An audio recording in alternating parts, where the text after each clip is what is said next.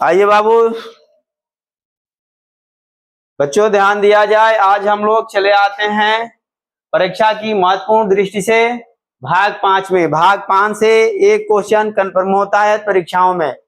यह हमारा भाग 5 में संसद दिया जाता है, केंद्र की जो व्यवस्था होती है, और उसमें अनुच्छेद 52 से 151 तक दिया जाता है।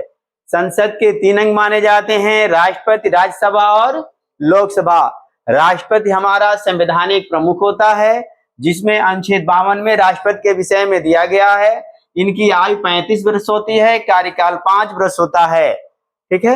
और इनका शपथ जो है मुख्य या वरिष्ठ न्यायाधीश कराते हैं, जो उस समय वर्तमान में उपस्थित हों।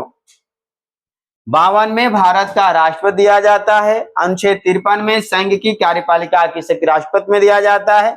54 में राष्ट्रपति का निर्वाचन दिया गया है। 55 में राष्ट्रपति की निर्वाचन की रीति दी गई है। 56 में राष्ट्रपति 56 में चले आते हैं। 56 में राष्ट्रपति की पदावधि दी गई है।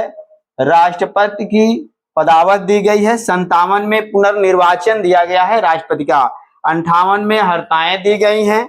59 में पद के लिए शर्त दिया गया है और 60 में शपथ दिया जाता है। चले आते हैं राज्यसभा। अनुच्छेद 80 में दिया जाता है। इसे अस्थायी सदन, राज्य, उच्च सदन, राज्यों का सदन, द्वितीय सदन या कहते हैं। और इनका चुनाव अप्रत्यक्ष होता है। कैसे होता है? अप्रत्यक्ष होता है, विधायकों के माध्यम से। इसमें अधिकतम 250 हो सकते हैं सदस्य, मगर वर्तमान स्थिति इनकी 245 है। 245 में राज्यों से आपके 233 चुन के आते हैं और राष्ट्रपति द्वारा मनोनीत किए जाते हैं 12। न्यूनतम आयु इनकी होती है 30 वर्ष और कार्यकाल इनका होता है 6 वर्ष। ठीक है। किसी भी चुनाव वाले पद के लिए अधिकतम आयु सीमा नहीं होती है, केवल न्यूनतम होता है। लोकसभा अनुच्छेद 81 में दिया गया है और प्रथम बैठक 13 मई 1952 को हुआ था। प्रथम अध्यक्ष इसके गणेश वासुदेव मावलकर थे।